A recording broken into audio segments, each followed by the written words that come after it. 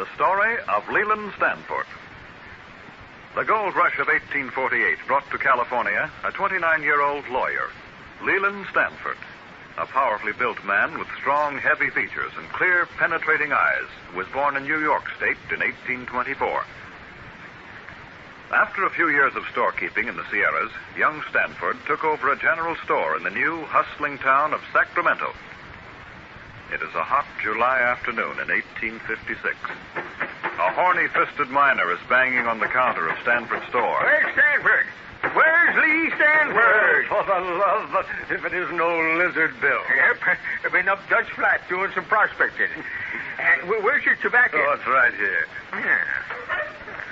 Thanks. That's good tobacco. Lee Stanford, you always was a square shooter, always willing to help out a poor busted-down cuss when he comes here asking for a grub stick. You need some money, Bill? Money? Me? Well, I didn't know. I didn't come here asking you for no money, Stanford. I come here to let you in on the secret. What kind of a secret? Listen, you know where Grizzly Flat is? Yes, just beyond Placerville. Well, I got me a claim up there. Gold is just clamoring to be took up. You gotta use a soft shovel to keep from splitting up the nuggets. It seems to me I've heard that before. I hope to swallow my cud if it ain't true this time. Old Lizard Bill's got a nose for gold. I can sniff it down like a bloodhound and root it up like a hog.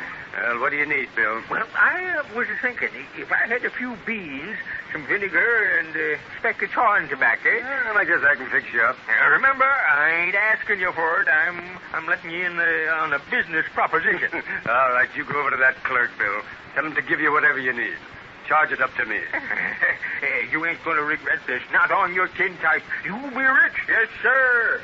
Hey, you. Mr. Clark, give me some beans. Be back in there. Morning, Stanford. Who's your friend over there? Well, hello there, Mark Hopkins.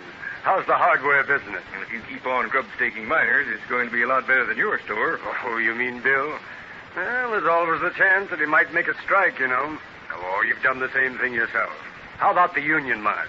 Hanford and Downs owe us both plenty for supplies and I wanted to talk to you about that. I'm afraid they're going into bankruptcy. That mine isn't paying. Strange. I heard that the union was a profitable mine. No, bad management. Now, if I owned that mine, I'd give Sam Hanford complete control. He knows how to run it. Those other owners, they're the ones that have ruined it. You say the mine's going into bankruptcy? Absolutely. Mark, take a look at these books.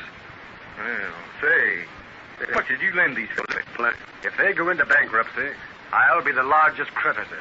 I'll own control of this mine. You really will. And if you're smart, you'll hang on to that interest. Put Sam Hanford in complete charge, and you'll make it pay. Well, I'll take a chance on it. You know, I figured that if you help these miners along, they'll help you. Why, even old Bill, he's liable to turn up one of these days loaded with gold. And all I gave him was a few supplies. It pays to take chances, Mark. It doesn't cost much, but it pays.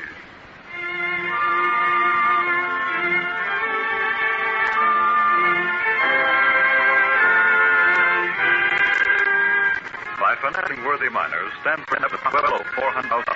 As years passed, Leland Stanford became influential, famous, and the new governor of California. Coming to let him down the east, Stanford devoted his attention to a project of peace, the project of bridging a nation. We find him at his office in the state capitol, conversing with his friend, Mark Hopkins, the hardware merchant. Now, you and I know the danger, Mark. President, the time may come when California will cede from the Union, as the southern states are trying to do now. Yes, that's true. Sacramento is apart. We've heard a lot of talk about setting up an independent Western Republic. Now, the only way to squash that talk is to build a railroad. A railroad? Yeah, but not a very possible one. Now, how would you build a road across the mountain? Why, those winter snows? I know. That's been an argument for years. But I met a man named Judah yesterday that... Theodore Judah? But he's gone mad on the idea of a transcontinental railroad. Well, I don't think he's so crazy. In fact, I intend to help him put that road through. Well, Stanford, you can't be Now, serious. Judah has been prospecting around the mountains for years. Not for gold, but for a good railroad route. Now, he says there's a long, easy grade up by Dutch Flat. Now, wait a minute. Are you going to support this railroad as governor or finance it with your own money? Well, with my own money, of course.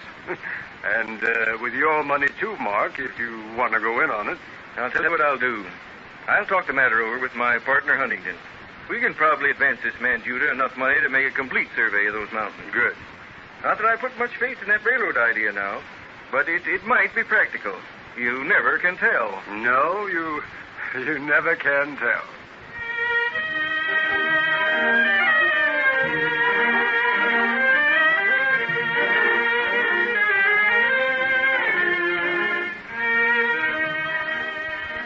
But newspapers jeered the idea. Engineers scoffed. Doggedly, Stanford went on, plunging himself into debt. Finally, on the 8th of January, 1863, a band of pioneers gathered on the rain-swollen levee of the Sacramento.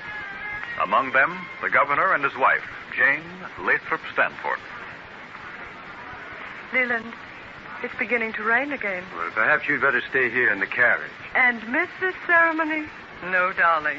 This is going to be one of the proudest days of my life. Looks like a very gloomy day. Oh, you haven't forgotten your speech. No, Jenny. We'd better hurry to the speaker's platform before we get drenched. Yes. It's very discouraging. This weather, I mean. Oh, don't be discouraged about the railroad, dear. Things begun in bad weather usually end in sunshine. Well, I hope so.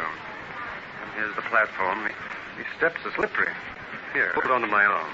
Ladies and gentlemen, I have the honor to present His Excellency Governor Stanford, who will address you.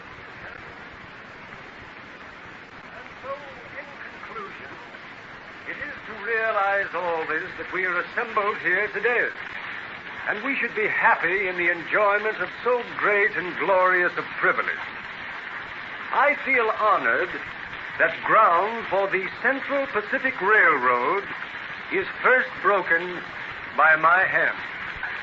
And may we have God's blessing upon this undertaking. The governor of the state of California will now shovel the first earth for the great Central Pacific Railroad. While shivering spectators stand ankle-deep in water, Leland Stanford sinks her shovel into the wet earth. The gray sky weeps. A scoop of dripping mud splatters the embankment. The Central Pacific Railroad is born.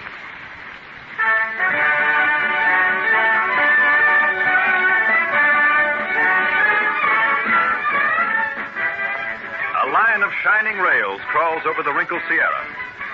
From another direction, the Union Pacific fights its way through the Rockies. Engines puff across plains thick with buffalo. The clang of hammers, the whoop of marauding Indians, Chinese coolies sweating in the sun, the courage of Leland Stanford.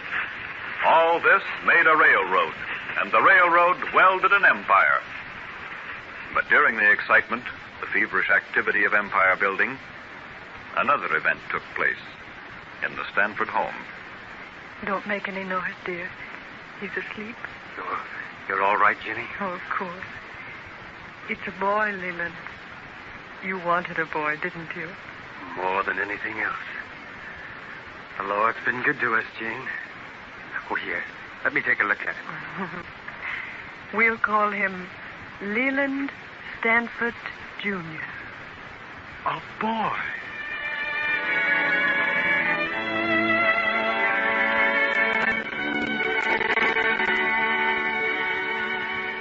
The railroad completed, Stanford devoted the next 15 years to the education of his son. His fortune increased with every wheel that rolled over the Central Pacific's tracks. He purchased bountiful farmlands in the Santa Clara Valley, vineyards, and more railroads. This was to be the heritage of Leland Stanford Jr.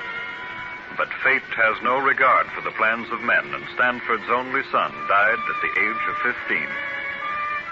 Soon after, a lonely, careworn couple paid a visit to President Eliot of Harvard University. Now, as I understand it, Mr. Stanford, you're contemplating the founding of a university. That's why we came to you. How much would it cost to build a school out in California? One like Harvard or Cornell. In California, eh? Well, I own a large farm out there where my son was raised. And Jenny and I wanted to be a memorial to him. It's a beautiful place. Our boy loved it so. And we thought that other young people might appreciate it. Now, just how much would it cost, Mr. Elliott? A good substantial endowment. Well, you couldn't think of doing it for less than $5 million. A school like Harvard would cost you about $25 million. I see. You understand, the university isn't built entirely of brick and cement. It's the men in back that will count. Well, that's the theory I followed when I was building railroads. In principle, this is much different. I'm very glad to help you in any way possible. Well, thank you very much. We'll just keep in touch with you in case there's anything more we want to know. Well, good day, Mr. Elliott. Good day to you both, and come back again. We shall. Goodbye. Leland, what do you think about it? I made up my mind a long time ago. We can afford to give $5 million to a good cause like this, can't we? Why, yes. Money doesn't mean much now. It can't buy back the thing we loved most. No. But it can bring light and happiness to others. It can and will. $5 million. Why, that isn't enough. Our university is going to start with $30 million.